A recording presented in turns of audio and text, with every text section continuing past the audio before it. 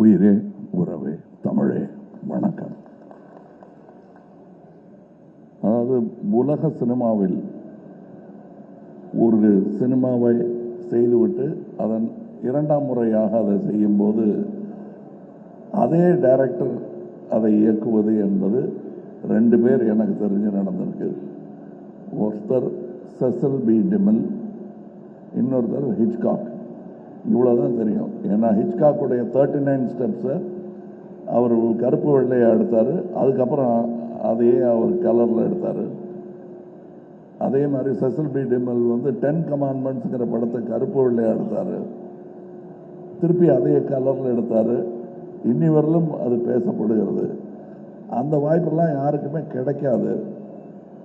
இது சங்கர் அவர்களுக்கு கிடைத்திருக்கிறது.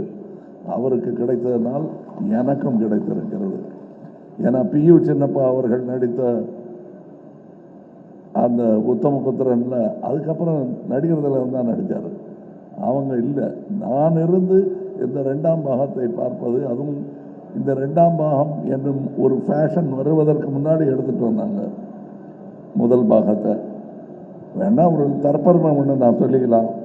இதே சாலையில் ஒரு டப்பிங் தியேட்டர் நடந்துட்டு இருந்த போது இந்தியன் படத்தோட டப்பிங் போது நான் சொன்னேன், சார் 2வது பாகம் எடுத்துடலாம் அப்படின்னு நான் சொன்னேன். அப்போ அந்த படப்படப்பே எங்களுக்கு அடங்கலை. இது எப்படியாவது ரிலீஸ் பண்ணணும்னு. அப்போ நல்லா தான் இருக்குது சார், இப்போ அதை பற்றி பேசாதீங்க சார் லெவலில் அவருடைய மனம் இருந்தது. ஆனால் முக்கியமாக இந்த 2ஆம் பாகம் எடுப்பதற்கு கருவை எங்களுக்கு இன்றும் கொடுத்து கொண்டிருக்கும் அரசியலுக்கு நன்றி. ஏன்னா இந்த கரப்ஷன் இன்னும் அதிகமானதுனால தான் இந்தியன் தாத்தாவுடைய 2ஆம் வருகைக்கு ஒரு பெரிய அர்த்தமே இருக்கிறது உங்கள் மத்தியில். அந்த அவர்களுக்கும் இது நல்லவங்க கெட்டவங்க எல்லாருக்கும் நன்றி சொல்ற ஒரு விஷயம். இன்னும் சொல்ல போனால் இருக்கிறவங்க இல்லாதவங்களுக்கு கூட நன்றி சொல்லணும். இந்த மேடையில் நான் ரொம்ப சந்தோஷமா ஒரு தலைமுறையுடன் நடித்து கொண்டிருக்கிறேன். நான் மதிக்கும் நல்ல நடிகர்கள், என் நண்பர்கள் இப்பொழுது எங்களுடன் இல்லை. அவங்கெல்லாம் இந்த வெற்றி விழாவில் பங்கெடுத்திருக்க வேண்டியவர்கள். மனோபாலா, நடுமுடி வேணும், விவேக் போன்றவர்கள். இந்த பக்கத்து ரோட்டில் இப்போ தான் முந்தானத்தை தான் எடுத்த மாதிரி இருக்கு விவேக்கோட சீன்ஸு. இவர் பக்கத்தில் உட்காந்து டைரக்ட் பண்ணிட்டு இருந்தார். காலம் எவ்வளவு வேகமாக ஓடுகிறது என்பதற்கு இந்தியன் 1, 2 எல்லாம் ஒரு உதாரணம். நாங்கள் திரும்பி பார்க்கறது கூட சங்கருங்கிற அந்த இளைஞர், அவர் நல்ல வேளை இன்னும் இளைஞராகவே இருக்காரு. நல்ல வேளை நான் தாத்தாவை போட்டதுனால வித்தியாசம் தெரியல. இன்னொரு முக்கியமான ஒரு இந்த மாதிரி மேடைகளில் வழக்கமாக 2 பேர் சண்டை போட்டுக்குவாங்க, மாற்று கருத்து இருக்கும். அது இல்லாமல் போயிடக்கூடாது இதுங்கிறதுக்காக ஒரு நம்ம ரவிவர்மன் ஒன்று சொன்னார், சங்கர் சாரும் கமல் சாரும் நினைச்சாலே இது மாதிரி எடுக்க முடியாதுன்னு. எடுத்திருக்கோம். அதான் இந்தியன் 3. இந்த மேடையில் அதை பேசக்கூடாது. ஸோ அவரையும் எதிர்த்து பேசிட்ட ஒரு சந்தோஷம் எனக்கு இருக்கு. அவருக்கு தான் சம்மந்தப்பட்டிருக்காரு.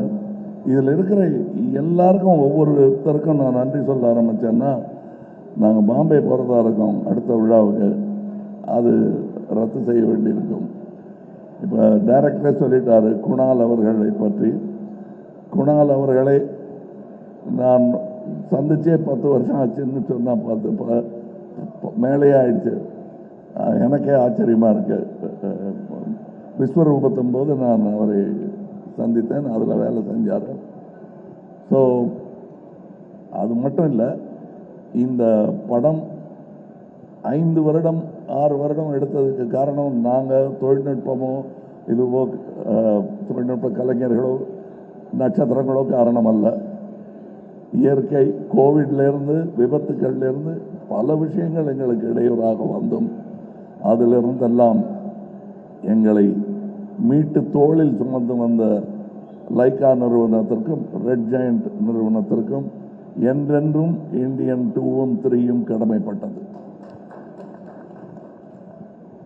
அதன் வெற்றியை அனுபவிக்க வேண்டும். முதல் ஆட்கள் அவர்களாக இருக்க வேண்டும் என்பதுதான் சங்கர் அவர்களுக்கும் எனக்கும் ஆசையாக இருக்கிறது.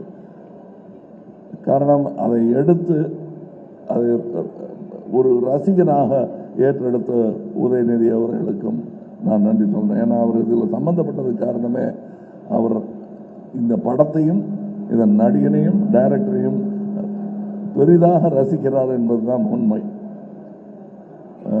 மற்றபடி இப்போ இங்கே பேசும்போது சித்தார்த் சொல்லிட்டாரு, அவர் தனியாக பேசும்போதே மேடையில் மைக்கு கொடுத்து பேசுகிற மாதிரி தான் என்கிட்ட பேசுவார்.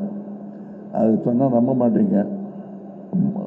இந்தியன் 3 வரட்டும், அப்புறம் வேணா கொஞ்சம் நம்பிக்கை வரும் உங்களுக்கு. நானே ஒரு கண்ணை சுருக்கி தான் பார்ப்பேன், நிஜமாவே என் மேலே இவ்வளோ பிரியம் இருக்குமான்னு. அந்த அளவுக்கு பிரியம் காட்டக்கூடியவர்கள் இங்கே இருக்கும் என் சகோதரர்களும் அப்படித்தான்.